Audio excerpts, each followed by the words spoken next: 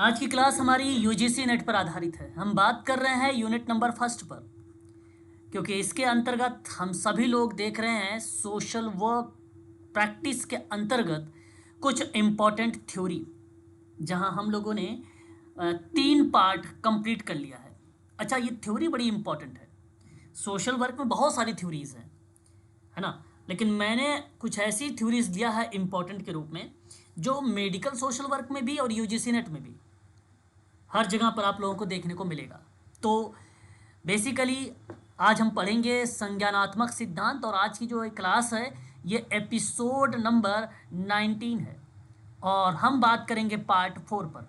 ठीक है, पार्ट 4 संज्ञानात्मक सिद्धांत के अंतर्गत आप देखेंगे कि कौन कौन से विद्वान रहे हैं, उसके क्या योगदान है, और कौन से वर्ष में वो थ्योरीज आई थी। जैसे एक नाम आपको देखने को मिलेगा जीन पियाजे का नाम। ठीक है, बहुत इंपॉर्टेंट है ये जीन पियाजे, जिन्होंने संज्ञानात्मक विकास का सिद्धांत दिया था। एक नाम आएगा आपको एरोन टीबेक का नाम, जिन्होंने संज्ञानात्मक चिकित्सा यानी इसे कॉग्निटिव थेरेपी के नाम से जाना जाता है, ये थेरेपी इन्होंने दिया था। और एक नाम आता है अल्बर्ट एलिस, जिन्होंने रेशनल इमोटिव, ठीक है, इमोटिव बिहेवियर थेरेपी, इसे इन शॉर्ट में REBT के नाम से जानते हैं हम लोग। ठीक है, तो ये 3 विद्वान का नाम जहां मैच होता है वो संज्ञानात्मक विकास के सिद्धांत में आता है। अब इनके बारे में थोड़ा सा हम लोग देखेंगे, और हालांकि मैंने आप लोगों को इनका नोट्स प्रोवाइड करा दिया है। ठीक है, तो देखिए जीन पियाजे के अनुसार इस सिद्धांत में क्या क्या चीज़ें इंपॉर्टेंट है, उस पर थोड़ा सा आप लोगों को फोकस करना है। ठीक है, इनका जीन पियाजे महोदय का एक शब्द है, वो शब्द है स्कीमा। मैंने थोड़ा सा कल आपसे चर्चा भी किया था, ठीक है, संज्ञानात्मक विकास के अंतर्गत। और स्कीमा का जो हिंदी होता है वो मानसिक ढांचा भी बोला जाता है इसको, और मानसिक संरचना भी इसी को बोला जाता है। ठीक है, ढांचा, संरचना या मानसिक प्रकरण भी कहा जाता है। इसकी कई हिंदी, लेकिन अगर इंग्लिश देखेंगे तो इन सबकी इंग्लिश केवल एक ही है, स्कीमा। अब स्कीमा वह मानसिक संरचना है जिनके माध्यम से बच्चा दुनिया को समझता है, जिनके माध्यम से बच्चा क्या करता है, दुनिया को समझता है या उसके जानने का प्रयास करता है। तो यह ज्ञान का संगठित एक रूप है। मैंने कहा था, कल बताया था आपको कि कोई ज्ञान अगर या कोई नॉलेज है तो वो क्या करता है, कलेक्ट करता है, संग्रहित करता है। वही शब्द है स्कीमा। तो यह ज्ञान को क्या कर रहा है, एक प्रकार से संगठित कर रहा है, यानी कलेक्ट कर रहा है, और अनुभव के आधार पर यह बनता है और बदलता भी रहता है। जैसा अनुभव मिलेगा उसके बाद वो चीज़ें बदलती भी रहेंगी, और हर नई जानकारी को समझने का आधार यही स्कीमा बनाता है, या एक प्रकार की स्कीमा बनती है ना। तो जीन पियाजे महोदय इन्होंने एक एग्जाम्पल के माध्यम से ये बताने का प्रयास कर रहे हैं कि बच्चे के लिए, जैसे कुत्ता, एक शब्द है कुत्ता, और यह एक स्कीमा है। वह पहले छोटे कुत्ते को देखता है, फिर वो बड़े कुत्ते को भी देखता है, तो उसी श्रेणी में रखता है। देखो, पहले उसने छोटे कुत्ते को देखा, ठीक है, फिर वो कुत्ता बड़ा हो गया, ठीक है, तो जिस कंडीशंस में वो चीज़ जान रहा है कि ये छोटा सा कुत्ता है, फिर धीरे धीरे कंडीशंस में वो क्या हो गया, एक बड़ा कुत्ता बन जाता है। तो प्रॉपर उसी प्रक्रिया को अपने मस्तिष्क में रखा हुआ है, या जानकारी उसको बेसिकली रखा हुआ है। तो छोटे से किस तरीके से वो बड़ा हो रहा है, तो वही प्रक्रिया बेसिकली उसके अंदर एक प्रकार की स्कीमा कहलाती है। तो सोचने समझने का जो मानसिक ढांचा होता है, सोचने समझने का जो तरीका होता है, उस प्रक्रिया को आप कह सकते हो कि ये मानसिक ढांचा है, यानी एक प्रकार की स्कीमा है ना। स्कीमा इसी को कहा गया है ना। स्कीमा किसी चीज को जानने का बेसिकली यहाँ पर क्या कर रहा है, वो प्रयास कर रहा है। बच्चों की बेसिकली सूचनाओं के छोटे छोटे खंड करके, या वो अपनी जानकारी को सुव्यवस्थित करके या क्रमबद्ध ढंग से रखने के लिए वो बनाता है अपनी, है ना। कोई सूचना है, उस सूचना को छोटे छोटे खंडों में डिवाइड कर देता है, और अपनी जानकारी को सुव्यवस्थित करता है और क्रमबद्ध तरीके से उसको अपने मस्तिष्क में रखता है। तो उसी प्रक्रिया को स्कीमा कहा गया है। ये शब्द बड़ा फेमस है यूजीसी नेट में। स्कीमा और वस्तु अस्थायित्व, ये 2 शब्द आ चुके हैं पेपर तो ये परीक्षा में आ चुका है स्कीमा शब्द यूजीसी नेट में, ठीक है।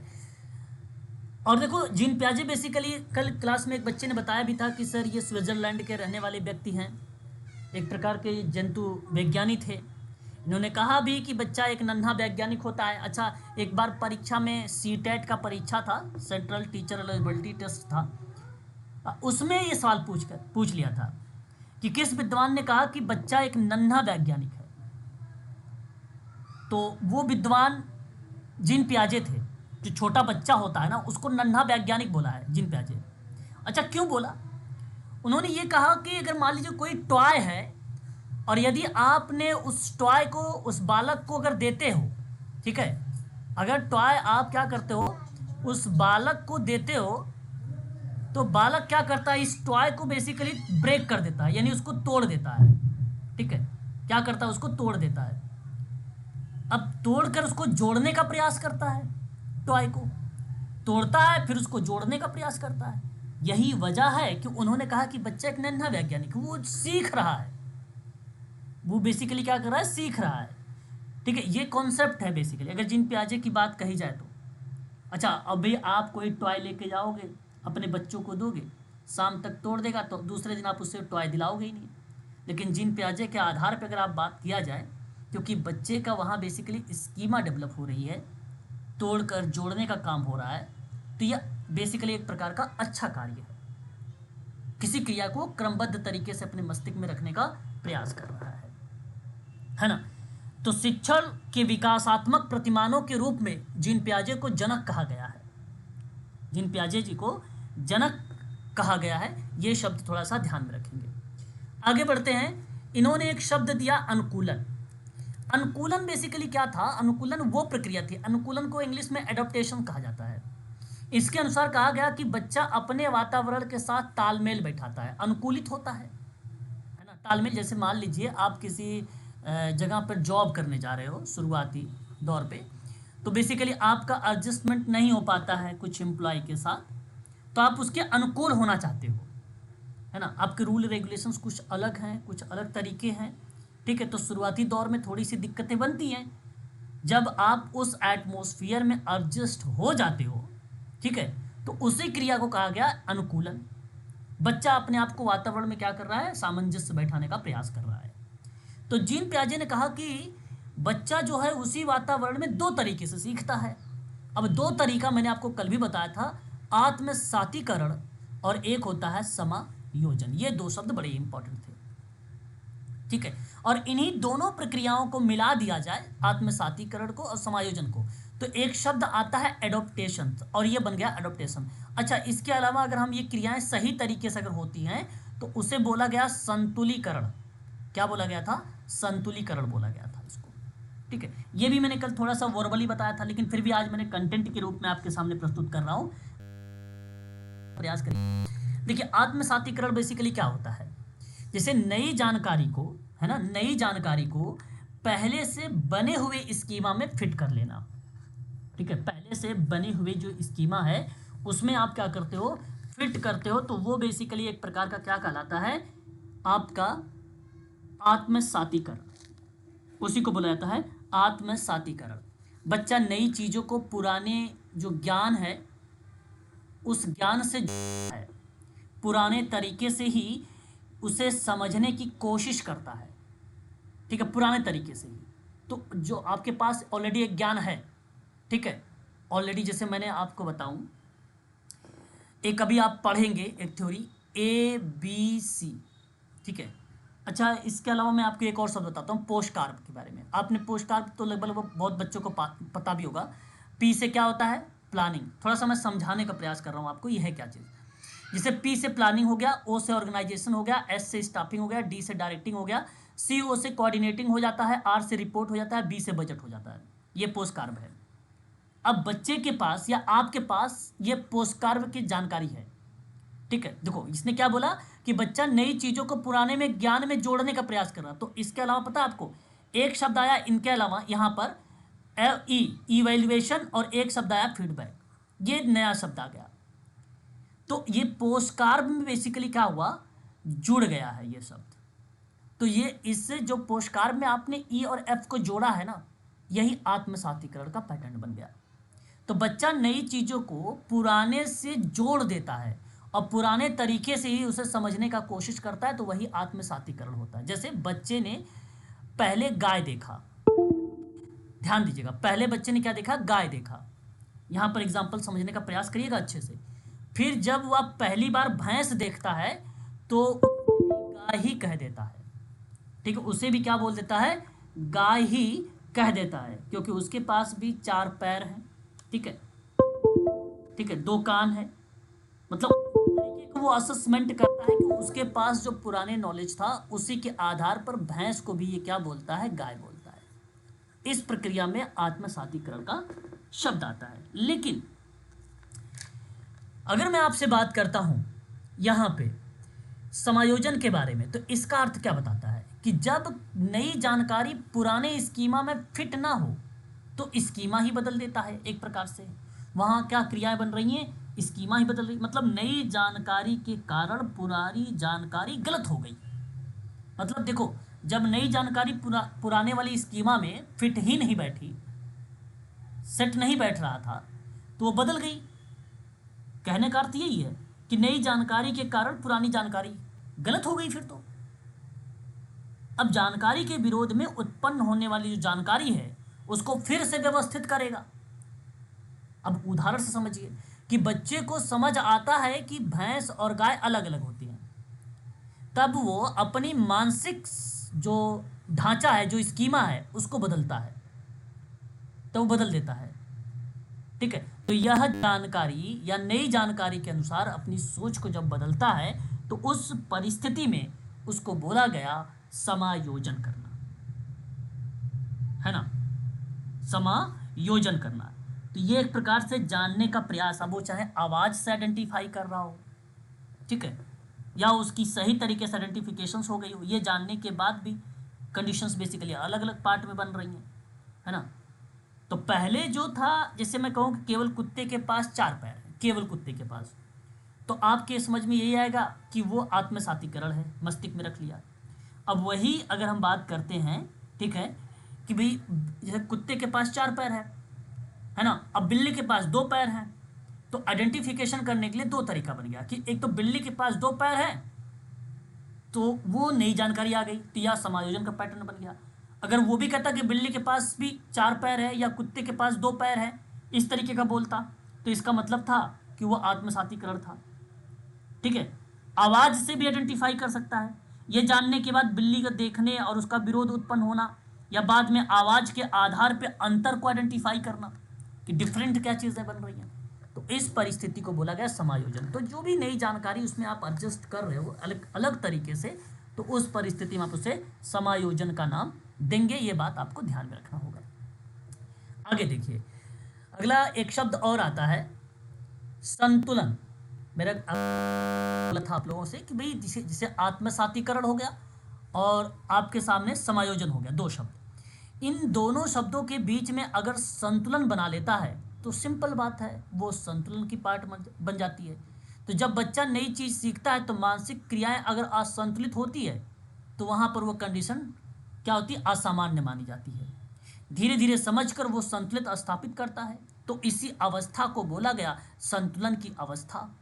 जैसे मैं कहूँ कि पहले बच्चा भैंस को गाय समझता था, तो जब पहले भैंस को गाय समझता था तो वो असंतुलन था, लेकिन बाद में उसकी आवाज़ के आधार पे या जो भी उसके कलर के आइडेंटिफिकेशन के आधार पे, ठीक है, जब उसके अंतर को वो समझ लिया या जब वो सही तरीके से उसका वर्गीकरण करना सीख गया, तो वो हो गया संतुलन, या उसको संतुलीकरण बोला गया।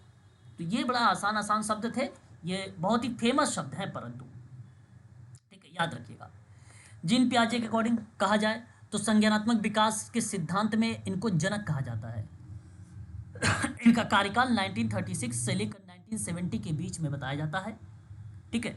इन्होंने बताया है कि चरणबद्ध तरीके से सोचने समझने की जो क्षमता होती है किस तरीके से विकसित होती है, ठीक है, और जन्म से लेकर इन्होंने किशोरावस्था तक के क्रम को वर्णित किया है। वो क्रम आपको ध्यान रखना है, परीक्षा में अक्सर पूछा जाता है। जैसे एक है संवेदी पेशीय अवस्था या संवेदी गामक अवस्था भी बोला जाता है। इसको इंग्लिश में सेंसर मोटर कहा जाता है, सेंसरी मोटर बोला जाता है स्टेज। ठीक है, ये आप कह सकते हो 0 से लेकर 2 वर्ष। दूसरा एक आता है पूर्व, आप इसे कह लीजिए या इसे आप प्राक बोल लीजिए, प्राक, पूर्व या प्राक। इसे प्री ऑपरेशनल कहा गया, प्री, और ऑपरेशनल का मतलब होता है संक्रियात्मक अवस्था। क्या होता है? संक्रियात्मक अवस्था। ये दूसरी अवस्था थी जिसकी आयु बेसिकली बताई गई 2 से लेकर 7 वर्ष। ठीक है, तीसरी एक अवस्था आती है, इसको बोला गया मूर्त। अच्छा, मूर्त को कहा जाता है ठोस भी, मूर्त को ठोस भी बोला गया, इंग्लिश में इसको कॉन्क्रीट कहा गया। संक्रियात्मक अवस्था जिसकी आयु बताई गई 7 से लेकर 11 वर्ष। और चौथी एक अवस्था थी अमूर्त, अमूर्त को ही औपचारिक भी बोला गया। क्या बोला गया? औपचारिक भी बोला गया। संक्रियात्मक अवस्था जिसकी आयु 12 प्लस कह लीजिए या 11 प्लस कह लीजिए, एज बताई गई। अब हर एक अवस्था में अलग अलग बेसिकली शब्द इन्हीं के द्वारा दिए गए हैं और जो कि बहुत इंपॉर्टेंट है। जैसे अगर मैं कहूँ कि बच्चा अगर 0 से लेकर 2 साल के बीच का है, आप अपने घर में अगर छोटा कोई बच्चा है तो उसको लेकर जरूर सोचिएगा इस टॉपिक को, क्योंकि ये थ्योरी है सोशल वर्क की, और कैसे यूज करेंगे सोशल वर्क में ये सारी चीज़ें हम अभी आपसे बातचीत करेंगे। ठीक है, तो एक शब्द इन्होंने दिया, क्या बताया कि संवेदीय गामक अवस्था में कि बच्चा इंद्रियों और शारीरिक क्रियाओं से सीखता है, वस्तु अस्थायित्व का विकास होता है, सोच व्यवहार पर आधारित होती है, प्रतीकों का प्रयोग नहीं होता है यहाँ पे, भाषा का प्रारंभिक विकास होता है। ये शब्द जो आप देख रहे हैं ये संवेदी गामक अवस्था के अंतर्गत मिलते हैं। पहले मैं आपको एक शब्द बता दूं, यहाँ पे वस्तु अस्थायित्व शब्द है एक। ठीक है, वस्तु अस्थायित्व शब्द का मतलब होता है जिसे वस्तु भले ही आंखों से ओझल हो जाए, वस्तु भले ही आंखों से ओझल हो जाए परंतु उसका अस्तित्व रहता है। एक घर में कोई आपके पास छोटा सा बच्चा है 2 साल का, अगर वो टॉय से खेल रहा है और आप अचानक जाइए उसका टॉय ले लीजिए, ठीक है, और लेकर आप बोलिए उसको कि भाई ये टॉय जो है आपकी चिड़िया ले गई, ठीक है, और कहीं आप उसे छिपा लीजिए उस बालक को, तो बच्चे को ये बात पता होती है कि टॉय वो आपके पास ही है, कहीं ना कहीं रखा हुआ है, वो बच्चे को बात पता होती है। तो इसका मतलब है कोई ऑब्जेक्ट जो है एक प्रकार से परमानेंस है, यानी एक प्रकार से वो वस्तु अस्थायित्व के रूप में है, ये बात ध्यान रखना है। तो बच्चा धीरे धीरे समझने लगता है कि कोई वस्तु आंखों से ओझल हो जाने पर भी अस्तित्व में रहती है। यह इस अवस्था की सबसे महत्वपूर्ण उपलब्धि मानी जाती है। परीक्षा में सवाल पूछा था कि वस्तु अस्थायित्व जीन पियाजे की किस अवस्था में यह शब्द आता है, तो यह अवस्था पहली है, संवेदीय गामक अवस्था में आता है। एक शब्द है बच्चा इंद्रियों के माध्यम से सीखता है, बच्चा देखकर चीजें सीखता है, छूकर सीखता है। आपने सुना होगा बेसिकली सेंस ऑर्गन्स के बारे में, है ना, आंखों से देखता है ना, टच करता है स्किन से, ईयर अगर हम बात करें ईयर से तो क्या करता है वो सुनता है, ठीक है, टंग से वो चखता है यानी स्वाद, और वस्तुओं को बेसिकली क्या करता है पकड़ता है। तो ये जो चीज़ें सीखता है बेसिकली वो ज्ञान इंद्रियों के माध्यम से सीखता है, सोचने की बजाय क्रिया के माध्यम से अनुभव प्राप्त करता है। और जो भी सेंस ऑर्गन्स हैं वो बहुत अहम रोल अदा करते हैं पहले स्टेज में, ठीक है। और व्यवहार क्रिया पर आधारित होता है। देखो व्यवहार किस पर आधारित होता है बेसिकली अगर हम बात करें तो क्रिया पर। बच्चा देखो समस्याओं का समाधान सोच कर नहीं करता है। अगर कोई समस्या आ गई तो सोच के थोड़ी करेगा बच्चा, छोटा सा 2 साल का बच्चा है तो, बल्कि उसका तो प्रयोग करेगा। जैसे कोई का टॉय है टूट गया, वो बनाना चाह रहा है तो वो दिमाग नहीं लगाएगा, वहाँ पे ये सोचेगा नहीं कि इसको जोड़ूंगा तो ये यहाँ पे जुड़ जाएगा, फिर ये टॉय चलने लगेगी या इसको आवाज़ करने लगेगी, वो इस तरीके से नहीं सोचता है। उसके मन में जो चीज़ें आती हैं उस समय उस चीज़ को वो करता है, वो क्रिया यानी उसका प्रयोग करता है, वो चाहे उसमें वो बन जाए वो चाहे वो बिगड़ जाए, परंतु वो करके ही चीज़ों को सीखता है। ये पहली अवस्था की बात है। अब प्रतीकों का प्रयोग नहीं करता। अब भली भांति तरीके से जानते हैं यहाँ पे कोई सिंबल वगैरह का यूज़ नहीं होता है, क्योंकि चीज़ें प्रत्यक्ष रूप से अनुभव पर आधारित होती है। सोच तो बेसिकली मूर्त को रूप में दर्शाया गया है। इस अवधि के अंत तक बच्चा शब्द बोलना भी शुरू कर देता है, क्योंकि भाषा का प्रारंभिक विकास हो जाता है इसी में, है ना। यहाँ इस चरण में बच्चा मानसिक प्रतीक, चित्र, कल्पना का प्रयोग ही नहीं करता है। कोई इमेजिन नहीं, कोई कल्पना नहीं, कोई सैम्बल नहीं, इस तरीके के शब्दों का यूज़ नहीं करता है ये।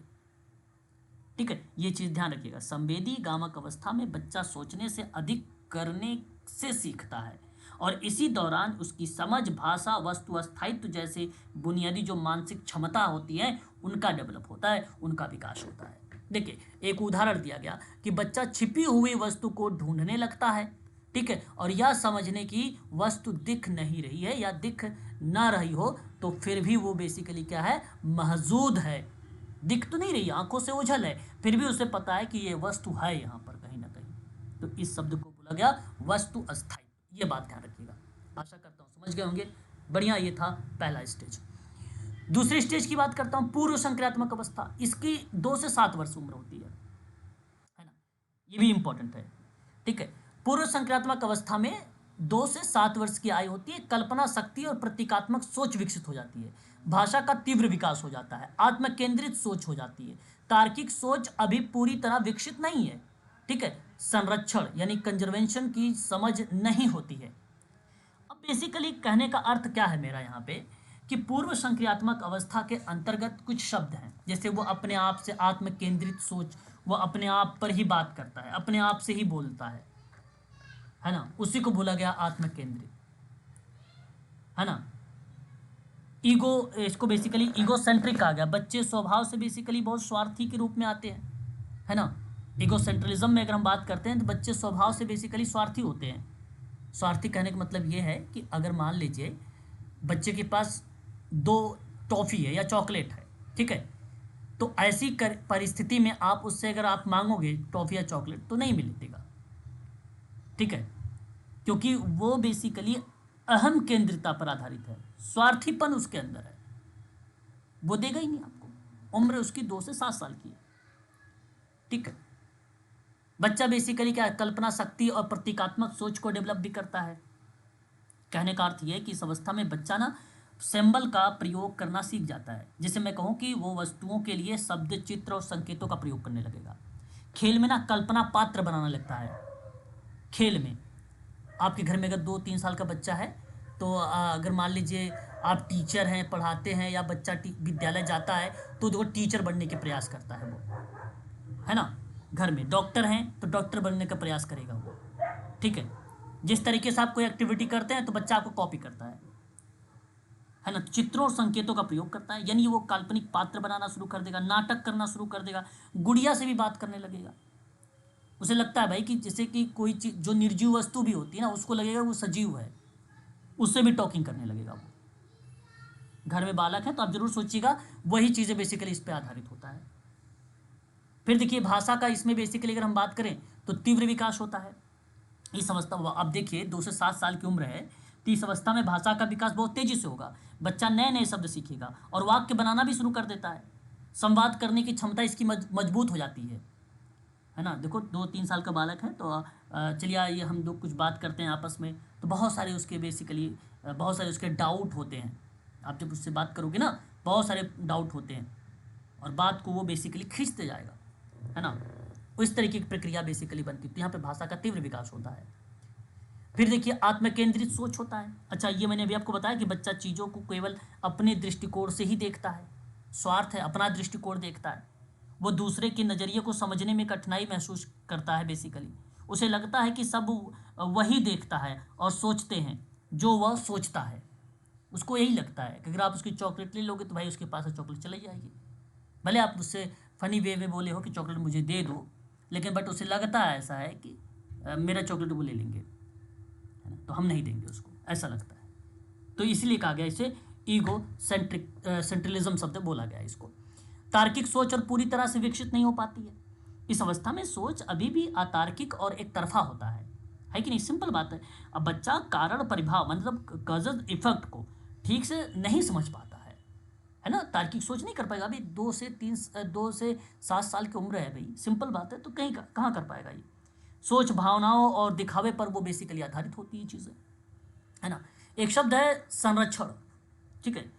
बेसिकली संरक्षण मतलब कंजर्वेशन की समझ का अभाव होता है यहाँ पर। देखो यहाँ पर इसका अभाव है। कहने का अर्थ ये है कि बच्चा ये नहीं समझ पाता कि आकार बदलने से मात्रा नहीं बदल जाएगी। मैंने एक सिंपल सी बात लेता हूँ, जैसे मान लीजिए एक तरफ ये आपके पास गिलास है, ठीक है, और एक तरफ आपका ये मान लीजिए कप है, ठीक है, ये कप है। अब दूध मान लीजिए पूरे कप आपने भरा है और दूध यहाँ पर गिलास में आधा आएगा, ठीक है। तो उसे ये लगेगा कि बच्चे को कि जो ये कप में दूध रखा हुआ है ये ज़्यादा मात्रा में, यानी ये ज़्यादा है। तो यानी एक प्रकार से आप ये कह लीजिए कि उसको बेसिकली क्वांटिटी का जानकारी नहीं हो पा रही है अभी, क्योंकि 2 से 7 साल की उम्र है ना। पानी को मान लीजिए चौड़े गिलास में या पतले गिलास में डालने पर उसे ज़्यादा समझेगा। इस दूध को अगर बेसिकली इस गिलास में अगर आप डालोगे तो उसको बेसिकली कम समझेगा कप की अपेक्षा। तो इसी अवस्था में कंजर्वेशन की समझ नहीं होती है, ये बात बताने का प्रयास किया गया है। कहा गया है कि बच्चा मानता है कि लंबा गिलास अधिक पानी रखता है ना, और भले ही मात्रा समान हो, क्वांटिटी समान हो, उसे ऐसा लगता है, ठीक है। तो ये आपका दूसरी अवस्था थी। अब देखिए यहाँ तीसरी अवस्था में अगर हम बात करेंगे, अब बालक की उम्र 7 से 11 वर्ष हो गई है, ठीक है, बालक की आयु। अब इसके अंतर्गत अगर मैं आपसे बात करता हूँ, मूर्त संक्रियात्मक अवस्था में तो तार्किक सोच का विकास हो जाता है, संरक्षण, वर्गीकरण और क्रमबद्धता समझने लगता है, समस्या समाधान कर सकता है, लेकिन सोच केवल मूर्त वस्तुओं तक सीमित रहती है। बात को समझना, मेरा कहने का अर्थ यह है कि उसकी जो तार्किक सोच है वो अब डेवलप हो गई है, क्योंकि उम्र उसकी 7 से 11 साल की है ना। मतलब इस अवस्था में बच्चे की जो सोच है वो लॉजिकल बन गया है, एक प्रकार से लॉजिकल। अब वो चीज़ों के कारण परिणाम के आधार पर समझने लगा। सोच पहले की तुलना में अधिक संगठित और व्यवस्थित हो गई है, इसलिए तार्किक सोच यहाँ पे डेवलप हो गया। संरक्षण बेसिकली यहाँ पे अंडरस्टैंडिंग हो गई है, मतलब आकार बदलने की मात्रा अब नहीं रही वहाँ पे। जैसे पानी को अलग अलग आकार के बर्तन में अगर आप डालेंगे तो उसकी मात्रा समान समझ जाएगा, वो इक्वलिटी चीज़ें आ गई हैं, अब यहाँ पे डेवलप हो गया है। क्लासिफिकेशन करने आ गया उसको, मतलब वस्तुओं को उसके गुण के आधार पे समूहों में बांटना, जैसे रंग हो गया, आकार हो गया, ठीक है, इत्यादि के आधार पर वो क्लासिफिकेशन भी कर रहा है। क्रमबद्धता की बात करते हैं, बच्चा चीज़ों को छोटे से बड़ा या हल्के से भारी या क्रम के अनुसार उसको व्यवस्थित भी कर रहा है, यानी इसका मतलब क्रमबद्धता भी आ गई है ना। गणितीय और तार्किक समझ जो है उसके अंदर बेसिकली डेवलप हो गया है, एक प्रकार से समस्या समाधान भी कर रहा है बच्चा। अब देखो सरल और ठोस समस्याओं का समाधान कर सकता है और ये व्यवहारिक तर्क लगाकर निर्णय लेने लगता है, एक प्रकार से। लेकिन सोच देखिए यहाँ पर मूर्त वस्तुओं तक सीमित है। बच्चा केवल ठोस और प्रत्यक्ष वस्तुओं के बारे में ही तार्किक सोच को बेसिकली सोच सकता है ना। अब इसके अंदर देखो एक शब्द आता है अमूर्त शब्द आता है। क्या आता है? अमूर्त शब्द। अब एब्स्ट्रैक्ट बोला जाता है इसको। विचारों को समझना और अभी बेसिकली वहाँ पर अमूर्त है, जो चीज़ें बेसिकली उसको दिखाई नहीं दे रही है। मैंने कहा कि अगर देखो मैंने ये एप्पल दिखाया, मैंने बताया एप्पल के बारे में, तो उसको ये समझ है, परंतु अगर मैंने ऑब्जेक्ट लिया ही नहीं, वस्तु लिया ही नहीं, एप्पल लिया नहीं और मैं इसको एप्पल बोल रहा हूँ, ठीक है, एप्पल बोल रहा हूँ, तो वो अंडरस्टैंडिंग प्रक्रिया अभी बेसिकली उसका अभाव है, या आप ऐसा कह लीजिए वो सीमित है, ठीक है। ये शब्द बेसिकली दिया गया है। उसके बाद अगर हम बात करते हैं तो आप देखिए बच्चा समझ जाता है कि आकार बदलने पर भी मात्रा समान रहती है। और एक लास्ट अवस्था पर बात कर लेते हैं हम लोग, औपचारिक संक्रियात्मक अवस्था 11 वर्ष से आगे होती है ये, ठीक है। इसमें देखिए अमूर्त और तार्किक चिंतन डेवलप हो जाता है, परिकला जो है परिकल्पनात्मक सोच हो जाती है, वैज्ञानिक और तार्किक तर्क क्षमता डेवलप हो जाती है, नैतिक और आदर्शवादी विचार यहाँ पर डेवलप हो जाता है। अब देख सकते हो आप लोग कि परिस्थितियाँ बेसिकली क्या है, अब उम्र बेसिकली बच्चों का बढ़ गया है, यानी 11 प्लस हो चुका है। तो जीन पियाजे ने इस अवस्था में कहा कि पहले तो अमूर्त चिंतन। अमूर्त चिंतन क्या है मैं बताना चाहूँगा कि इस अवस्था में व्यक्ति केवल ठोस वस्तुओं तक सीमित नहीं है।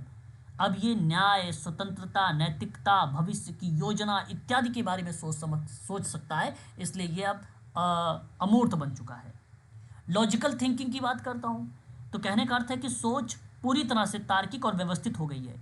व्यक्ति समस्या को तर्क और प्रमाण और विश्लेषण के आधार पर हल कर ले रहा है, क्योंकि 11+ आयु हो गई है उसकी। परिकल्पनात्मक चिंतन, हाइपोथेटिकल आप कह सकते हो। बच्चा अब यदि तो के आधार पर सोच सकता है, जैसे यदि लगा के सोच सकता है, यदि अगर ऐसा होता तो कुछ और होता, ठीक है, तो ये किया जाता तो ये बन जाता, ठीक है। विभिन्न संभावनाओं की कल्पना करके वो निष्कर्ष निकाल सकता है ना। यही वैज्ञानिक सोच की शुरुआत मानी जाती है, ठीक है। और वैज्ञानिक तर्क की क्षमता भी डेवलप हो गई। प्रयोग, विश्लेषण, निष्कर्ष निकालने की क्षमता डेवलप हो गई। समस्या समाधान को योजनाबद्ध तरीके से उसको अपना भी रहा है। तार्किक क्षमता बेसिकली डेवलप हो चुका है, ये आपको पता हो चुकी है। नैतिक और आदर्शवादी, जैसे देखो नैतिक मूल्य, सामाजिक आदर्श, सही गलत के बारे में उसका अंडरस्टैंड होना, ये सारी चीज़ें बेसिकली उसको पता हो चुकी है। यहाँ तक कि भविष्य उन्मुख सोच, यानी व्यक्ति अपने कैरियर, अपने लक्ष्य, अपने भविष्य योजना के बारे में तर्कसंगत तरीके से वो सोचने लगता है। ये चौथी अवस्था में हमें देखने को मिलता है। तो 4 अवस्थाएं हैं। चारों अवस्था में आप ध्यान रखिएगा। एक होता है संवेदी गामक अवस्था 0 से 2 वर्ष, एक होता है 2 से 7 वर्ष पूर्व संक्रियात्मक अवस्था, एक होता है मूर्त संक्रियात्मक अवस्था 7 से 11 वर्ष, और एक होता है औपचारिक संक्रियात्मक अवस्था 11+। ये 4 अवस्थाएं क्रम में आप लोगों को पता होना चाहिए, ठीक है। और उम्मीद भी करता हूँ कि शायद आपको ये बातें समझ में आ गई होंगी। बताओ, क्लियर है ना? जी सर। चलो अब देखो आगे। इसके बाद देखो इसी संज्ञानात्मक विकास के सिद्धांत में ही, ठीक है, मनोविज्ञान में संज्ञानात्मक चिकित्सा के जनक माने जाते हैं एरोन टी बेक। सन 1960 के दशक में इन्होंने अपने सिद्धांत को विकसित किया। अब ध्यान दीजिएगा कि ये बेसिकली थेरेपी के रूप में आता है, थेरेपी के रूप में। परंतु इस सिद्धांत में व्यक्ति की समस्याओं का मुख्य कारण उसकी नकारात्मक और गलत सोच होती है। वहां हम विकास के बारे में बात कर रहे हैं, बालक के डेवलपमेंट के बारे में बात कर रहे थे। परंतु संज्ञानात्मक चिकित्सा के जनक एरोन टी बेक ने कहा कि 1960 में कि व्यक्ति की मानसिक समस्याओं का मुख्य कारण जो होगा उसकी नकारात्मक और उसकी गलत सोच होगी। ये सब ध्यान रखना है। बेक ने अपने सिद्धांत में कुछ मूल विचार को प्रकट करते हुए बोला, उसने कहा कि यदि कोई सोच नकारात्मक होती है तो नकारात्मक सोच क्या बन सकती है? नकारात्मक सोच अवसाद, चिंता, तनाव, हीन भावना जैसी समस्याएं उत्पन्न होती हैं, है ना। तो इस तरीके की प्रतिक्रियाएं बेसिकली नकारात्मक सोच को दर्शाती है। मेरा कहने का जो अर्थ है यह है कि व्यक्ति जैसा सोचता है वैसा महसूस भी करता है। अच्छा, मैंने तो कोई आप लोग कई बार बोला भी हो कि हमेशा पॉजिटिव रहा करो, नेगेटिविटी नहीं। अगर आप अपने मस्तिष्क में नकारात्मक सोच रखोगे तो क्रियाएं वही घटना घटित होंगी जो आप जैसा सोचोगे। तो व्यक्ति जैसा सोचता है, देखो ये किताब में एरोन टीवेक ने खुद अपने शब्दों में लिखा है कि जैसा आप सोचोगे वैसा महसूस करते हैं और वैसा ही व्यवहार करते हैं। तो ये संज्ञानात्मक चिकित्सा के अंतर्गत एक प्रकार से अपने सिद्धांतों को दर्शाते हुए उन्होंने कहा कि मनुष्य के व्यवहार और भावनाएं उसकी सोच पर निर्भर करती है। आपका व्यवहार, आपकी भावना आपके सोच पर निर्भर करती है। इसीलिए मानसिक समस्याओं को दूर करने के लिए सोचने के तरीके को सुधारना बहुत जरूरी है। इसलिए मानसिक समस्याओं को दूर करने के लिए आपको सोचने का जो नजरिया है, जो तरीका है, वो आपको दूर करना पड़ेगा। यहाँ संज्ञानात्मक चिकित्सा में मूल तरीके से उन्होंने कुछ उद्देश्य बताए हैं। कहा कि नकारात्मक विचारों को पहले पहचाना जाता है, फिर गलत धारणाओं को सुधारा जाता है, तर्क संगत और सकारात्मक सोच विकसित की जाती है और व्यवहार में सुधार लाया जाता है। ये है संज्ञानात्मक चिकित्सा। मतलब सिंपल है कि व्यक्ति की अतार्किक और नकारात्मक सोच को हमें आइडेंटिफाई करना, ये हमारा काम होगा। मेडिकल सोशल वर्कर होने के नाते हमें ये करना भी पड़ेगा और उसकी चुनौती देना और उसकी जगह पर सकारात्मक और तार्किक सोच को विकसित करना होगा हमें, ठीक है। तो इन्होंने एक संज्ञानात्मक मॉडल दिया और उसे बोला गया संज्ञानात्मक त्रिकोण। अब परीक्षा में पूछता भी है। अच्छा, ये लिखा है त्राय, त्रिकोण कह लो या आप इसे त्राय कह लो, बात दोनों एक ही है। तो अपने इन्होंने सिद्धांत के अंतर्गत कुछ मुख्य घटक के रूप में रिप्रेजेंट किया और उन्होंने बेक ने बताया कि ये जो आप 3 ट्राई लगाएंगे संज्ञानात्मक जो है 3 स्तर, वो अवसाद वाले को लेकर, जो सोचता है यानी एंजाइटी वाला जो है वो, जो हीन भावना रख रहा है यानी जो बेसिकली समस्या उत्पन्न है, जो उसके पास वर्तमान में प्रॉब्लम्स है, उस प्रॉब्लम्स को ध्यान में रखते हुए आपको कॉग्निटिव ट्रायड यानी संज्ञानात्मक त्रिकोण या ट्राय जैसे शब्द का यूज करना पड़ेगा। तो इन्होंने ये मॉडल्स दिए, और मॉडल देने के बाद इन्होंने 3 बातें क्या क्या बताई थी अपने बारे में। सुनिएगा, पहले इन्होंने कहा कि अपने बारे में पहला शब्द, दूसरा दुनिया के बारे में, तीसरा भविष्य के बारे में। ये 3 शब्द इन्होंने बेसिकली रिप्रेजेंट किए। इसे ही बेक्स कॉग्निटिव ट्रायड कहा जाता है। इन्हीं तीनों शब्द को संज्ञानात्मक त्रिकोण कहा जाता है। ये जो 3 शब्द मैंने रिप्रेजेंट किया है, व्यक्ति अवसाद, चिंता, तनाव में जो भी 3 चीज़ों के बारे में रिप्रेजेंट हो रहा है, ये नकारात्मक चीज़ों को दर्शा रहा है। तो अपने बारे में नकारात्मक सोच मतलब मैं किसी काम का नहीं हूँ, इस तरीके की बात कर रहे हो, तो पहले आप समझ जाइए कि इस थ्योरी के अंतर्गत आप आ रहे हैं। दूसरा देखिए, दुनिया के बारे में नकारात्मक सोच, दुनिया बहुत खराब जगह मतलब है, दुनिया बहुत खराब जगह है, ये शब्द भी रिप्रेजेंट हो रहा है एक प्रकार से, ये भी संज्ञानात्मक त्रिकोण का पार्ट है। भविष्य के बारे में नकारात्मक सोच, मेरा भविष्य अंधकारमय है, ठीक है, मेरा भविष्य क्या है, अंधकारमय है, ठीक है। तो ये तीसरी बात है। ये 3 प्रकार के बेसिकली नेगेटिविटी वाले शब्द दर्शाए गए हैं। तो इन तीनों को मिलाकर कॉग्निटिव ट्रेड का नाम दिया गया है। ये शब्द ध्यान रखिएगा, अपने बारे में, वर्तमान के बारे में और भविष्य के बारे में जैसे शब्द हमारे सामने प्रस्तुत हो रहे हैं, ठीक है। फिर कॉग्निटिव अगर हम बात करते हैं तो देखिए, एक प्रकार से डिस्ट्रॉशन शब्द है, मतलब एक प्रकार से विकृति शब्द इसको बोला जाता है। व्यक्ति ने बताया कि व्यक्ति कई प्रकार की गलत सोच अपनाता है। व्यक्ति कई तरीके से बेसिकली अपनी चीज़ों को वो अपनाता है, और किस कौन कौन से शब्द के रूप में रिप्रेजेंट हो रहा है, ये भी जानना हम सबके लिए बहुत ज़्यादा जरूरी है। अब परीक्षा में ये मेडिकल सोशल वर्क का पैटर्न आ चुका है आपके सामने, है ना। परीक्षा में आप लोगों से जब भी मेडिकल सोशल वर्क का सवाल पूछा जाएगा ना, इन शब्दों से, तो ध्यान रखिएगा, अगर आपको अच्छे से पता रहेगा तो आप आसानी से आइडेंटिफाई भी कर लेंगे। तो पहला शब्द क्या देता है कि ओवर जनरेशन के बारे में, या जनरलाइजेशंस भी आप कह सकते हैं इसे, ठीक है। एरोन बेक के द्वारा बताई गई संज्ञानात्मक विकृतियों के अंतर्गत अति सामान्यीकरण बोला गया, ओवर जनरलाइजेशन कहा गया, हिंदी में इसको बोला गया अति सामान्यीकरण। एक घटना से पूरी जीवन का निष्कर्ष निकालना, मतलब एक घटना के आधार पे ना आप पूरे जीवन का निष्कर्ष निकाल लेते हो। मतलब व्यक्ति किसी एक नकारात्मक घटना को लेकर ये मान लेता है कि अब हमेशा ऐसा ही होगा। ऐसा ही क्यों होगा भाई, चीजें बदलेंगी और चीजें परिवर्तित होगा, है ना। कहने का अर्थ ये है कि वो व्यक्ति ऐसा मान के चलता है। व्यक्ति बेसिकली, अगर मैं एक उदाहरण देता हूं कि मैं एक बार परीक्षा में अगर फेल हुआ तो इसका मतलब कि मैं जीवन में कुछ नहीं कर सकता। ये ओवर जनरलाइजेशन शब्द है। आप बदलने का प्रयास करेंगे, और मेडिकल सोशल वर्कर का काम यही होता है, ये सोच को बदलना होता है। दूसरे पॉइंट में कहा गया कि ऑल और नॉन थिंकिंग, मतलब सब कुछ या कुछ नहीं, सब कुछ या कुछ नहीं सोच है थिंकिंग। मतलब देखो, सब कुछ अच्छा या बुरा, देखो हर चीज को केवल काला या सफेद के रूप में देखना, बीच का कोई रास्ता ना मानना, है ना। या तो अच्छा अच्छा सोच रहे हो, या तो बुरे बुरे सोच रहे हो, या तो पूरी सफलता या तो पूरी असफलता सोच रहे हो। होता ना, या लोग कहते नहीं, आर या तो पार, है ना, करो या तो मरो, ऐसे शब्द, ठीक है।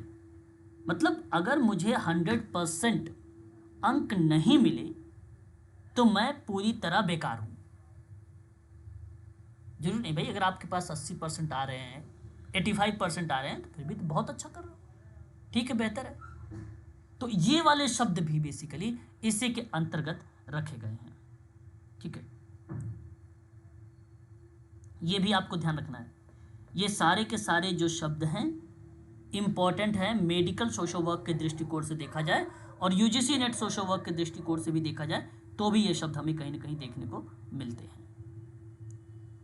ठीक है, और आशा करता हूं कि चीज़ें आपको समझ में आ रही होंगी। आ रही कि नहीं बताओ, एक बार स्पष्ट करो, एक बार क्या क्लियर हो रहा है या नहीं क्लियर हो रहा है आप लोगों को? हो रहा है सर। हो रहा है जी ना? सर। आ रहा है। बस यही चीज़ आप लोगों को जानना है कि ये बेहतर से बेहतर चीज़ें किस तरीके से बनाई जाती हैं, यही आपको अंडरस्टैंड करना है ना। और कोई चीज़ टफ नहीं है, सब चीज़ें आसान है, सारी की सारी चीज़ें ईजी हैं, केवल समझने के वो फेर होता है कि समझा किस तरीके से जाए चीज़ों को। ठीक है, चलिए आगे बढ़ते हैं। अगले पार्ट में अगर आप देखेंगे तो देखो एक शब्द हमारे सामने आ रहा है यहाँ पे। अगर हम बात करते हैं तो देखो कास्ट, अगर हम बात करते हैं कटास्ट ट्रॉफिज्म शब्द। अच्छा, इसको बोला जाता है हिंदी में, अगर हम बात करें ना तो इसे बोलते हैं भयावह, है ना। भयावहता भी बोल सकते हो आप इसे, और इसे ही आप विपत्तिकरण भी कह सकते हो, इसे ही आप बढ़ा चढ़ाकर सोचना भी बोल सकते हो, बढ़ा चढ़ाकर सोचना भी बोल सकते हो। ठीक है, इसके कई टाइप से बेसिकली बन जाते हैं। इसका मतलब क्या है? ये छोटी सी बात को बहुत बड़ी समस्या मान लेना, छोटी बात को बहुत बड़ा मान लेना, मामूली घटना को भी भयानक परिणाम के रूप में देखना। मुझसे एक गलती हो गई, अब सब कुछ खत्म हो जाएगा। मतलब छोटी सी प्रॉब्लम्स को एक बड़ा प्रॉब्लम्स के रूप में आप क्या कर रहे हैं, वहाँ पे प्रस्तुत कर रहे हैं। तो ये इस तरीके के भी लोग सोचते हैं। तो यह प्रक्रिया भी बेसिकली क्या है, आपका रिप्रेजेंट कर देगी संज्ञानात्मक थेरेपी के अंतर्गत। ऐसी जगह पे हमें इन थेरेपी को दिया जाता है। कैसे देंगे अभी मैं बताऊंगा आपको। उसके बाद एक आता है सेलेक्टिव अब्स्ट्रैक्ट। ठीक है, इसका मतलब है चयनात्मक अमूर्त, केवल नकारात्मक पहलू पर ध्यान देना, है ना। मतलब व्यक्ति किसी घटना के सकारात्मक पक्षों को नजरअंदाज कर देता है ना। जब भी आप किसी व्यक्ति के बारे में सोच रहे होते हैं तो उस व्यक्ति की नकारात्मक शब्द को ही देखते हो, इसका मतलब नकारात्मक पहलू को ही देखते हो ध्यान में, सकारात्मक पहलू को ही नहीं देखते आप। मतलब मान लीजिए कि केवल अगर आप नकारात्मक बातों पर ही फोकस कर रहे हो ना, वही है सिलेक्टिव अब्स्ट्रैक्ट। 10 तारीफ मिली लेकिन एक आलोचना को ही पकड़ कर लेकर बैठ जाते हैं, तो उस क्रिया में सिलेक्टिव अब्स्ट्रैक्शन शब्द आ जाता है। ठीक है, 10 तारीफ में से या 10 अच्छी बातें, एक पर अगर किसी ने आलोचना कर दिया तो उसको लेकर बैठ जाना। सेलेक्टिव अब्स्ट्रैक्शन शब्द वो दर्शाता है केवल नकारात्मक पहलू को ध्यान में रख रहे हैं। अब जैसे अगर मैं कहूँ हरियंट की पुस्तक की बात, है ना। अब सभी लोगों ने, अब हरियंट की सारे कंटेंट नहीं गलत है, कुछ प्रश्न के आंसर बेसिकली उसमें गलत दिए गए हैं। तब उसका मानसिकता अब बना लिए हैं बहुत सारे ऐसे स्टूडेंट्स की वो बुक बेसिकली सही नहीं है, उसके कंटेंट सही हैं, है ना, उसके कंटेंट बेसिकली सही है, परंतु उसके क्वेश्चंस के जो आंसर्स दिए गए हैं, कुछ प्रश्नों के आंसर बेसिकली गलत हैं। तो ये आलोचना के रूप में अगर कोई आता है रिप्रेजेंट, तो वो सेलेक्टिव अब्स्ट्रैक्शन शब्द आ जाता है वहाँ पे, है ना। उसके बाद आता है पर्सनलिज्म शब्द, आप इसे इंडिविजुअलाइजेशन भी कह सकते हो, व्यक्तिकरण। हर बात को खुद से जोड़ लेना, हर बात को खुद से जोड़ लेना। कहने का अर्थ क्या है कि व्यक्ति मान लेता है कि हर नकारात्मक घटना को कारण वही है। हर नकारात्मक घटना, मेरे दोस्त का मूड खराब है तो ज़रूरी या ज़रूर मेरी वजह से ही होगा, है ना। ऐसा मान लेते हैं कि अगर हमारे फ्रेंड का कोई मूड खराब है, आपका कोई मूड खराब है, और इस तरीके का हमने मानसिकता बना लिया कि वो मैं हूँ, मेरी वजह से ऐसा हुआ, तो ये एक प्रकार का भी प्रॉब्लम्स का पैटर्न बन जाता है। ठीक है। ऑटोमेटिक थॉट की बात करता हूँ, स्वचालित विचार। नकारात्मक विचार अपने आप मन में आ जाते हैं, व्यक्ति इन्हें सच मान लेता है और यही भावनात्मक समस्या का कारण बन जाता है। जैसे ये वे विचार होते हैं जो व्यक्ति के मन में अचानक स्वतः डेवलप हो जाता है। अक्सर नकारात्मक, अतार्किक, अवसाद बढ़ाने वाली चीज़ें आ जाती हैं। संज्ञानात्मक चिकित्सा में इन्हीं को स्वचालित विचारों को ये पहचान कर बदलना, उसको आइडेंटिफाई करके उसको बेसिकली बदलने का प्रयास करना, इस तरीके की चीज़ें आती हैं। अब ऐसे कंडीशंस में संज्ञानात्मक चिकित्सा की प्रक्रिया होती है। बेक ने थेरेपी को देने के लिए इन्होंने कहा कि इन चरणों पर काम करना होगा। ठीक है, बेक ने इस थेरेपी के लिए बताया कि नकारात्मक विचारों की पहचान करना, उन विचारों का विश्लेषण करना, तर्कसंगत मूल्यांकन करना, वैकल्पिक सकारात्मक सोच का विकास करना और व्यवहार में परिवर्तन लाना। ये एक प्रकार के चरण है। और मैं आपसे ये बताना चाह रहा हूँ कि सबसे पहले अगर हम आपसे बात करें नकारात्मक विचारों को आइडेंटिफाई करना कि भाई वो है कौन से उसके विचार। एरोन टिकबेक के अनुसार चिकित्सा में व्यक्ति की जो नकारात्मक सोच है उसी को बदलने के लिए तो ये चरण दिया है इन्होंने। सबसे पहले व्यक्ति के मन में आने वाले स्वचालित, नकारात्मक, अतार्किक, उसको पहचानना जरूरी है कि ऑटोमेटिक थॉट की पहचान करना हमारे लिए बहुत ज़्यादा ज़रूरी है। तो इसलिए पहला स्टेप, फिर विचारों का विश्लेषण करिए, एनालिसिस ऑफ थॉट, और ये नकारात्मक विचारों की गहराई से समझना, वे विचार किस स्थिति में आते हैं, कितने वास्तविक हैं, किस प्रकार के संज्ञानात्मक विकृति से जुड़ा हुआ है, इस चीज़ को दर्शाया जाता है। फिर तर्क संगत मूल्यांकन करना, नकारात्मक विचारों को तर्क की कसौटी पर परखा जाता है। व्यक्ति को सिखाया जाता है कि क्या यह विचार सचमुच सही है, पक्ष या विपक्ष क्या है, दोनों बातें जानना जरूरी है, एक बात को नहीं, दोनों बातों। वैकल्पिक नकारात्मक सोच का विकास करना, पुराने नकारात्मक सोच की जगह, है ना, क्या क्रियाएं संतुलित हुई हैं या यथार्थवादी बनी हैं या सकारात्मक विचार विकसित हुए हैं।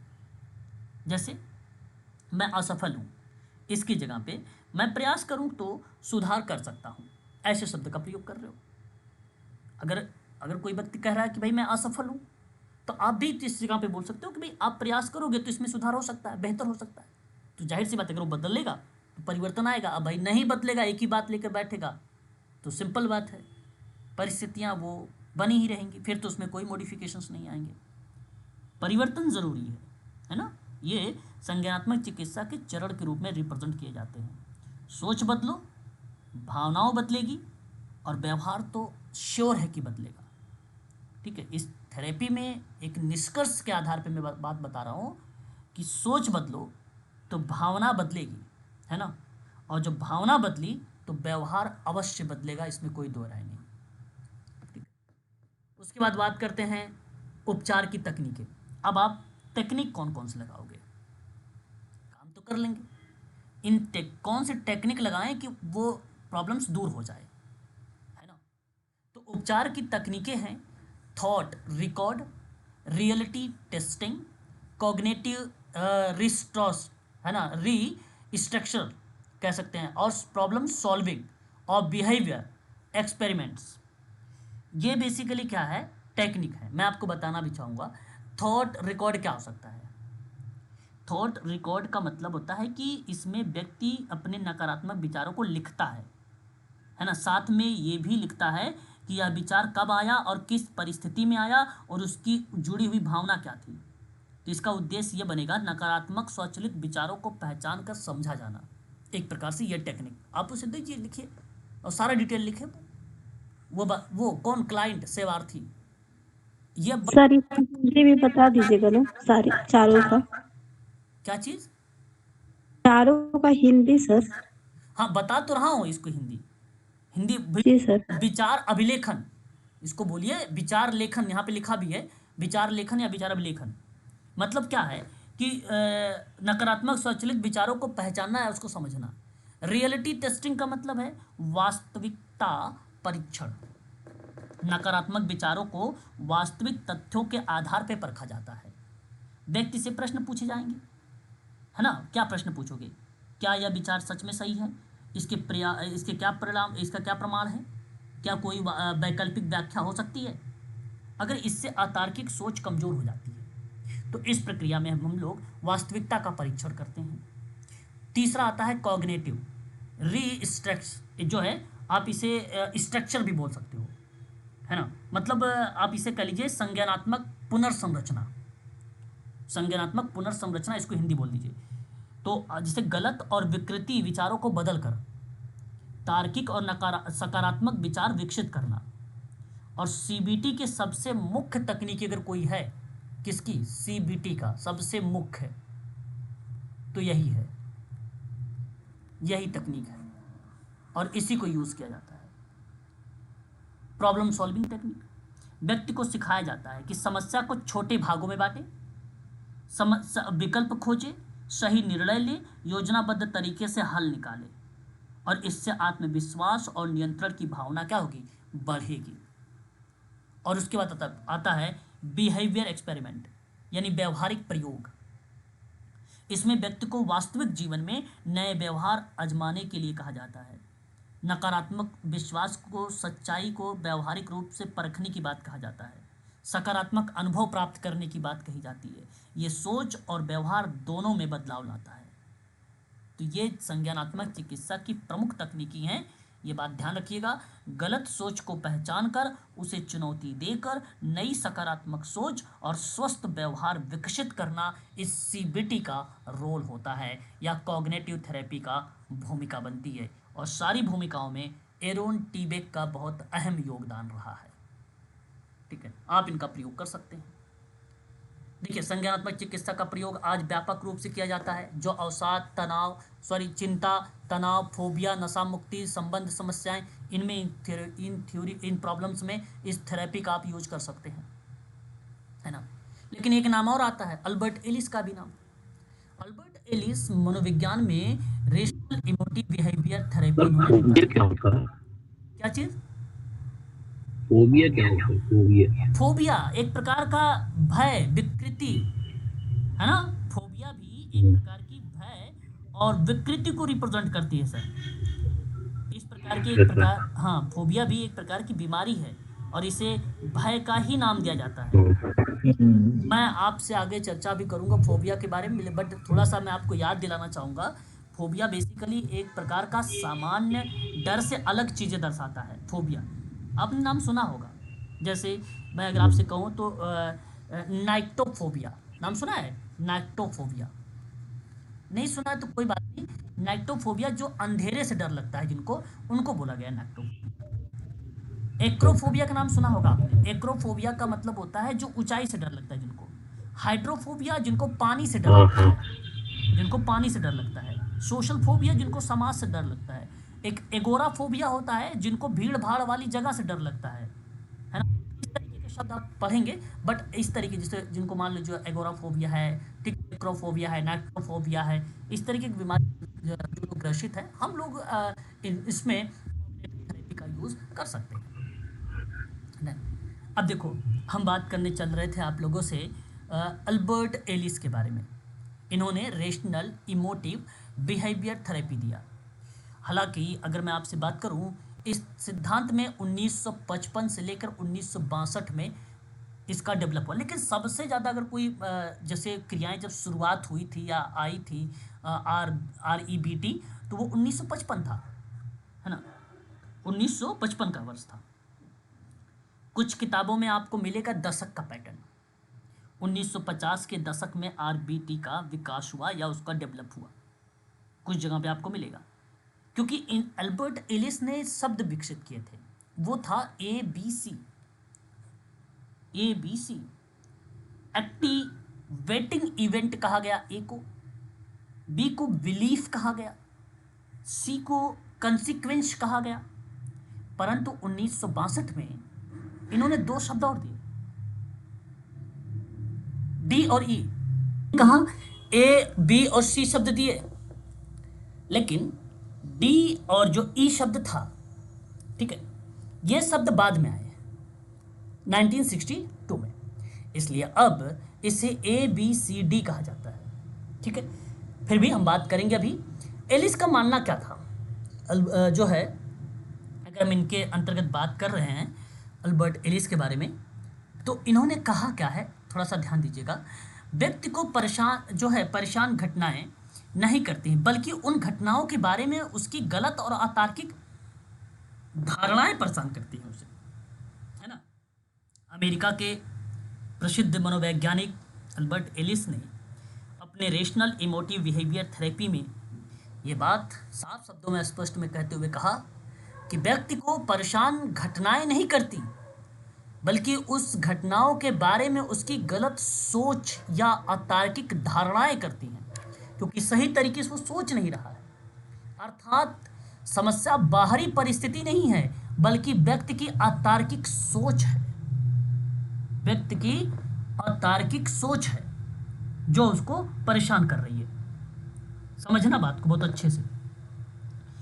तो घटनाएं नहीं, बल्कि उसके बारे में हमारी क्या मान्यताएं हैं। घटना क्या है यहाँ पे? घटना एक प्रकार से इवेंट है, ठीक है। आप इसे बोल सकते हैं एक्टिंग इवेंट। और हमारी मान्यता है, हमारी मान्यता के मतलब बिलीफ है, हमारी भावना और व्यवहार को बेसिकली क्या कर रही है, वो प्रभावित कर रही है, ठीक है। बल्कि व्यक्ति की अतार्किक सोच। अब यहाँ इन्होंने एक उद्देश्य के माध्यम से बताने का प्रयास भी किया है कि व्यक्ति की नकारात्मक और अतार्किक सोच को पहचानना, उसे चुनौती देना, तर्कसंगत सोच विकसित करना, भावना और व्यवहार में सकारात्मक परिवर्तन लाना। ये उद्देश्य बनाए गए। और इसके अलावा इन्होंने देखिए ABC मॉडल दिया, REBT के आधार पे एलिस ने। तो यहाँ पे आप देख सकते हैं, ठीक है।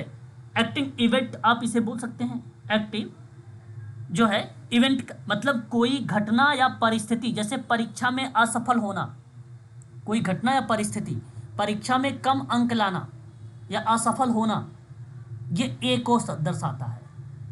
एक घटना, एक परिस्थिति है। बट B क्या दर्शाता है? बिलीफ, यानी उस घटना के बारे में व्यक्ति की सोच या विश्वास। एग्जाम्पल के तौर, मैं बिल्कुल बेकार हूं, मतलब उस घटना के बारे में व्यक्ति की मान्यता है ये। देखो, अब मान्यता दो तरीके की बनती है, तर्कसंगत और अतर्किक। अगर तर्कसंगत चीजें को देख रहे हैं तो सुधार बन सकता है, और अतार्किक तरीके से देख रहे हैं तो क्रियाएं बेसिकली नेगेटिविटी के रूप में लेगी, नकारात्मकता के भाव में जाएगी, ठीक है।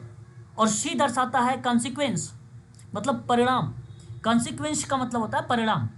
परिणाम कहता है कि उस सोच के परिणाम स्वरूप उत्पन्न भावनाएं और व्यवहार, मतलब उदासी, निराशा, तनाव, भावनाएं और व्यवहारिक परिणाम जैसे चिंता, गुस्सा, अवसाद, डिप्रेशन, ये सारी चीजें बनती है। तो एलिस ने ए जो है सीधे C को प्रभावित नहीं करता है। सीधा जो A है, अगर नंबर आपने कम लाया तो ये सीधा आपको उदास और निराशा, तनाव में नहीं डालता है सीधा। देखो यहाँ पे लिखा हुआ है, A जो है सीधे C को प्रभावित नहीं करता है, बल्कि B यानी सोच C को प्रभावित करती है। ये जो B है, बिलीव है, जैसे उस घटना के बारे में व्यक्ति की सोच और विश्वास क्या है। अगर तार्किक तरीके की रही तो चीज़ें तो भाई बदल सकती है ना, फिर तो। और तार्किक रहेगी तब प्रभावित हो जाएगी। अरे कोई बात नहीं, अगर असफल हुआ, मान लीजिए इस बार परीक्षा में अगर बहुत बच्चे PhD लाते हैं तो भी होपलेस हो जाएंगे, असफल होंगे तो भी होपलेस हो जाएंगे। तो ऐसी परिस्थिति में आप A मत लाइए यहाँ पे, ठीक है। B को दर्शाइए और बिलीव में तार्किक चीज़ों को रखिए, तर्क को रखिए। कोई बात नहीं, आपको यहाँ पे क्या मिला है? नॉलेज मिली है, जानकारी मिली है। अगली बार परीक्षा में और बेहतर करेंगे, है ना, और बेहतर करने का प्रयास करेंगे ताकि और अच्छे अंक लाएं। क्योंकि इस बार आपने पेपर भी देख लिया, चीज़ों को समझ भी लिया, और कहाँ रह गई गलतियाँ उसमें हम सुधार जरूर करेंगे इस बार। तो आप सुधार करेंगे तो तय है कि इस जून 2026 में और बेहतर अंक आएंगे, अगर आप बदलाव करेंगे तो, परंतु तार्किक तरीके से, ठीक है।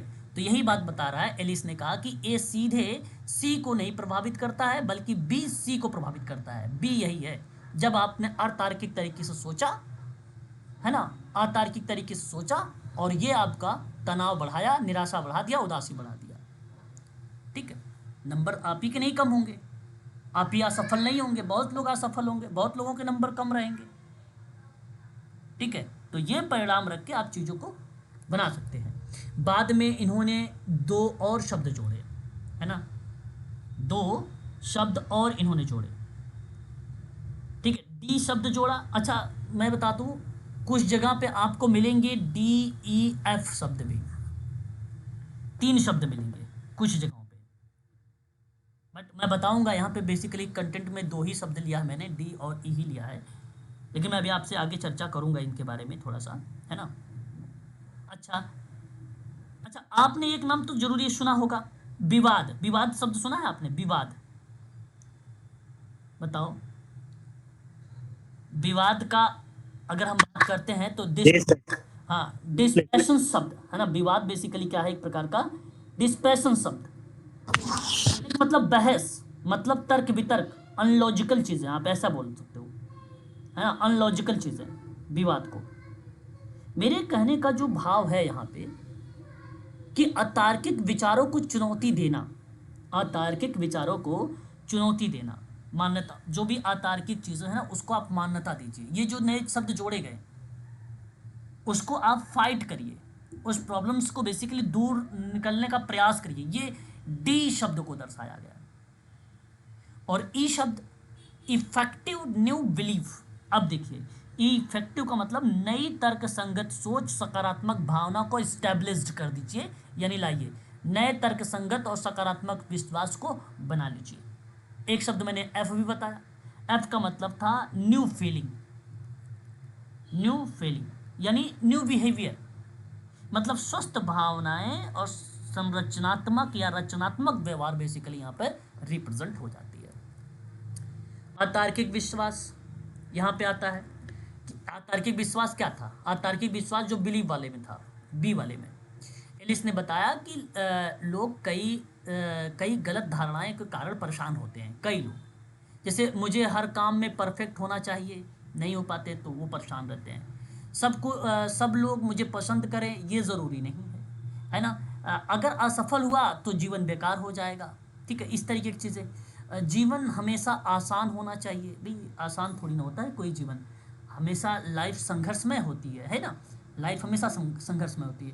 तो REBT इन धारणाओं को बदलने का एक काम करती है ना। एक चीज़ें बेसिकली क्या करती है, अतार्किक जो मान्यताएं होती हैं वो बदलने, जैसे मुझे हर हाल में सफल होना है, ये आपने कॉन्फिडेंस के आधार पर रख लिया, हर हाल में होना है। ठीक है भाई, परिस्थितियां विपरीत पड़ सकती हैं, एटमॉस्फेयर इन्वायरमेंट को कोई थोड़ी ना चैलेंज कर सकता है, चीज़ें बदलती रहती हैं, है ना। सबको मुझे पसंद कर, मतलब सबको मुझे पसंद करना ही चाहिए, ये भी कॉन्सेप्ट। गलती होना बहुत भयानक है, गलती होना बहुत भयानक है, इस तरह के कॉन्सेप्ट है।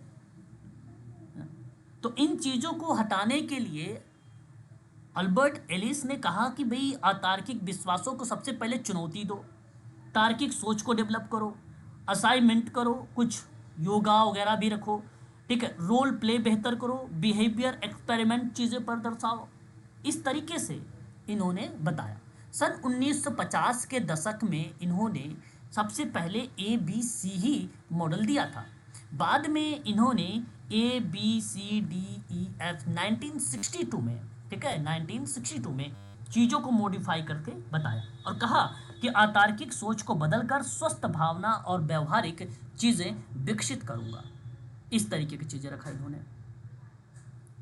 उसके बाद इन्होंने कुछ टेक्निक दिया, अभी भी मैंने बताया तो आप लोगों को, लॉजिकल यानी तार्किक चुनौती को लेकर चैलेंजेस, फिर कॉग्निटिव रीस्ट्रक्चर के बारे में, फिर होमवर्क असाइनमेंट, है ना, फिर रोल प्लेइंग, फिर उसके बाद इमोशन कंट्रोल टेक्निक, है ना, फिर उसके बाद रेशनल सेल्फ टॉकिंग, है ना। ये बेसिकली क्या है, एक तकनीक है, इन तकनीक का प्रयोग किया जाना REBT में। और उसके बाद REBT कहती है कि वर्तमान जो प्रॉब्लम है आज आपके पास, उस पर आप फोकस करो, व्यवहारिक लक्ष्य आधारित क्रियाओं पर रखो, और जो भी गोल बनाओ वो अल्पकालिक थेरेपी के रूप में दर्शाओ। लंबे समय के लिए नहीं, 30 मिनट 45 मिनट का रखो गोल। फिर सोच, भावना, व्यवहार, इन तीनों पर काम करो, इन तीनों पर। और बेसिकली अगर हम बात करूँ अल्बर्ट एलिस के बारे में, तो ये 3 ही एक्टिविटीज़ पे काम करते हैं, ठीक है।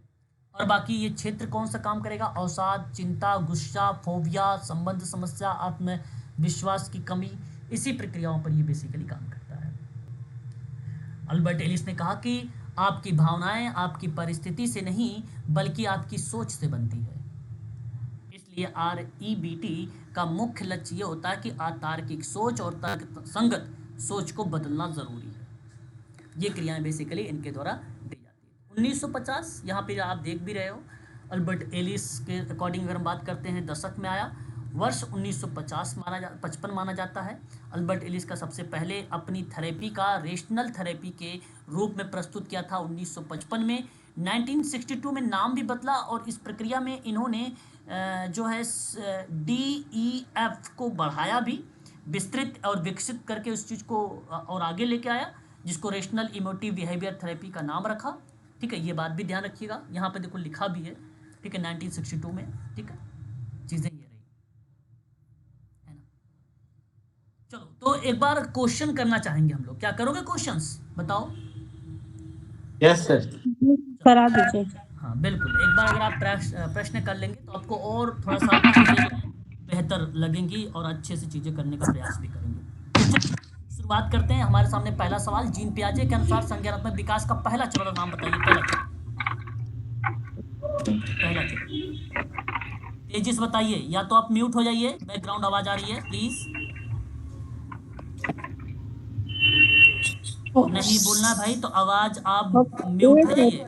ठीक है, यहाँ पर जीन पियाजे के अनुसार संज्ञानात्मक विकास का जो पहला चरण होता है वो सेंसर मोटर होता है, संवेदी पेशी अवस्था होती है। Option number D is the right answer.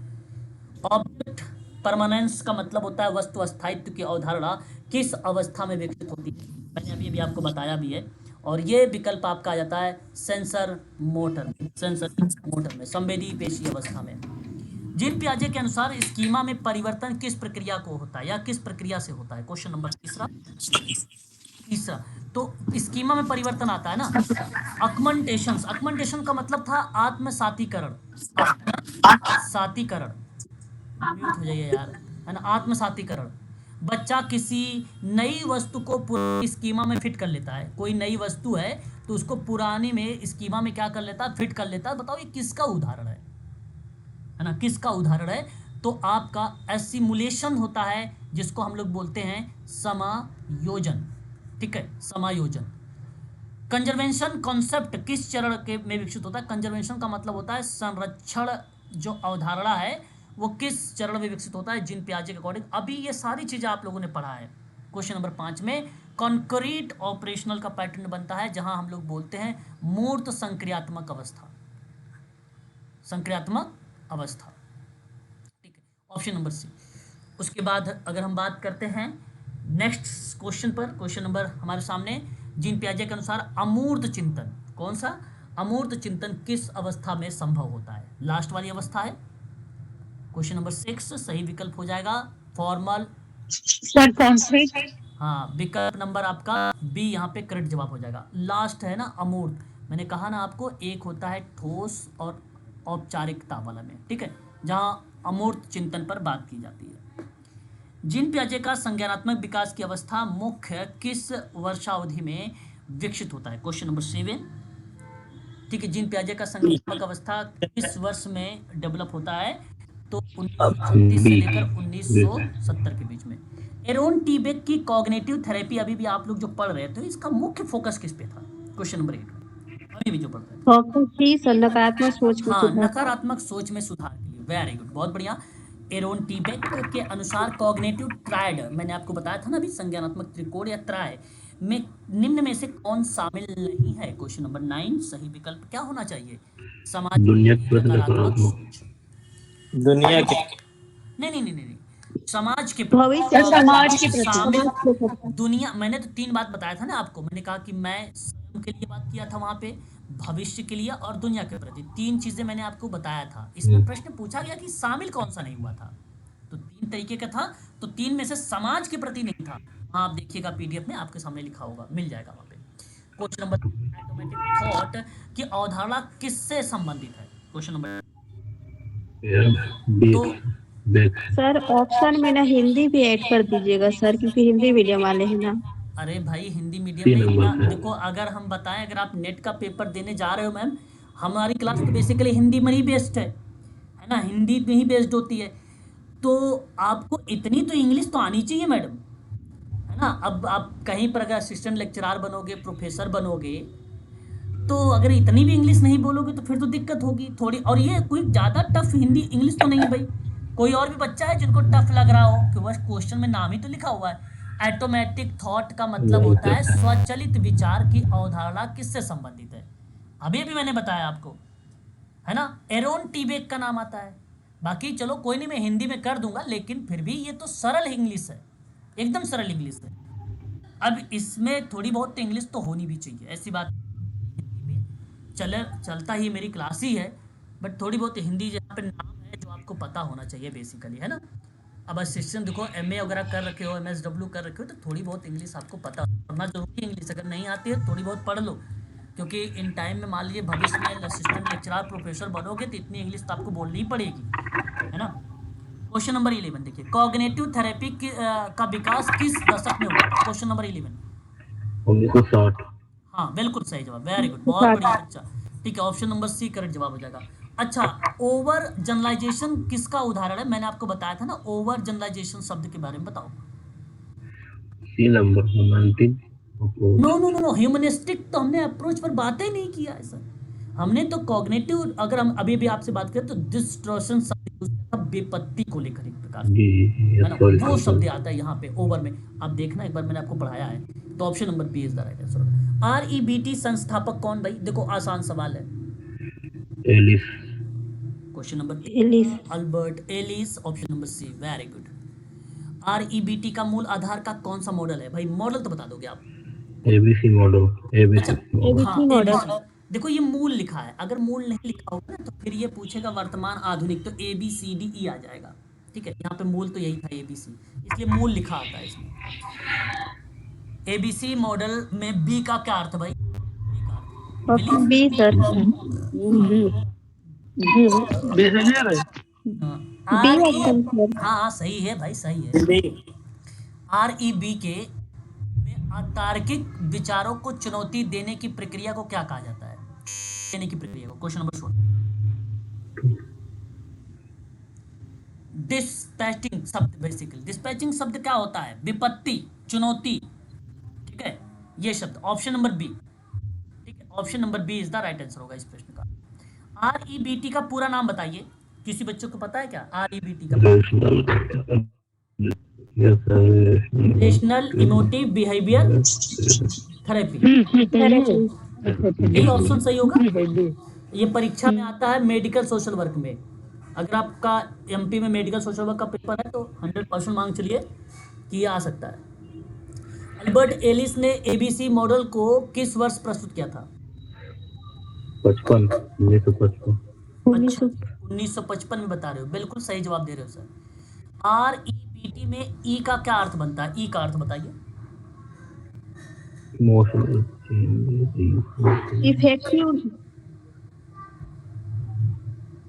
Effective option B new sir. Belief, okay, option number B. Ego तो नहीं होगा, इवोल्यूशन नहीं होगा, इमोशनल नहीं होगा, option number B right, effective new belief, है ना। निम्न में से कौन सी तकनीक बेक, एरोन टीबेक की कॉग्निटिव थेरेपी से संबंधित है? कौन सी थेरेपी है बताओ इसमें? थॉट रिकॉर्ड, फ्री एसोसिएशन भाई फ्रायड का है, टोकन इकोनॉमी स्किनर का है, DF स्किनर का है, सिस्टमैटिक ये आएगा आपका शायद उसमें, क्या नाम उसका है, बार्टालैम्फी का, है ना, बार्टालैम्फी। कॉग्निटिव थेरेपी तो उनका है ना सर, पियाजे जी का है। कॉग्निटिव थेरेपी तो पियाजे जी का है। नहीं, डिसेंट्रलिज्म कौन सा कॉग्निटिव, नहीं ये आप ना, ये ये थेरेपी की बात हो रही है। कॉग्निटिव थेरेपी में पूछा गया अच्छा बेक का संबंधित है, तो थॉट रिकॉर्ड से। फ्री एसोसिएशन सिगमंड फ्रायड का है ना, सिगमंड फ्रायड ने जी बताया था जी ना, हाँ हाँ मुक्त संघ सहचर्य। मैं जी जब प्रबलम पढ़ा रहा था तो टोकन शब्द यूज किया था, याद होगा तो कल वाली क्लास में, तो यस टोकन उसमें आ सर। जाता है। ये सिस्टमैटिक वाला आप छोड़ दीजिए, इसमें शायद बार्टालेम्फी में, बट मैं कंफ्यूज हूँ, बार्टालेम्फी शायद ये शब्द है, बार्टालेम्फी का। बट यहाँ पे सही जवाब तो ऑप्शन नंबर बी है। बाकी हम चर्चा करेंगे, अभी बार्टल एम्फी का कॉन्सेप्ट आएगा आगे, ठीक है, आगे आएगा। तो अच्छा, आज के लिए बस इतना ही रखिए, फिर यहाँ देखिए कंप्लीट होता है, आंसर आ गया आप, है ना। तो ये जो हमने पढ़ा है, ये टॉपिक अभी अभी हम लोगों ने कवर किया है इसके बारे में, ठीक है। अब जीन पियाजे का यहाँ पर भी आप देख सकते हैं, संज्ञानात्मक संवेदी पेशी अवस्था, सेंसर जो है संवेदी मोटर, पूर्व परिचालन या संक्रियात्मक अवस्था, इस तरीके के शब्द यहाँ पर भी मिलेंगे। फिर जीन पियाजे के बारे में आगे यहाँ पे देखिए संवेदी पेशी अवस्था के बारे में थोड़ी सी इंफॉर्मेशन भी मिलेगी, ठीक है। और समाज कार्य में इसका उपयोग देख सकते हो, अवसाद, चिंता, आत्मसम्मान, आत्मविकास, समस्या समाधान जैसे शब्दों पर यूज भी होता है, ठीक है। सिद्धांत की ये विशेषता भी रही है ना। सवाल तो और भी हैं, फिलहाल देखें इसके आगे कौन सा है, मानवतावादी। चलिए कल यहाँ से शुरुआत करेंगे एक बार क्वेश्चन करके, फिर उसके बाद टॉपिक को लेंगे, ठीक है। क्वेश्चन को पहले क्वेश्चन करेंगे, ये जीन पियाजे क्वेश्चन है सारा, ठीक है। करना तभी कर लो, करना है अभी, चलो करना चाहते हो तो कर लो, सब कहे बताओ क्या कहते हो, करना वो कल के लिए रख दीजिए। कल के लिए रख दे, चलो तो फिर ठीक है, कल ही करते हैं, ठीक है। तो आज के लिए बस इतना ही रख लीजिए, कल इसी के आगे हम लोग स्टार्ट कर देंगे, ठीक है ना। कल हम लोग बातचीत करेंगे एपिसोड नंबर 20 पर, ठीक है।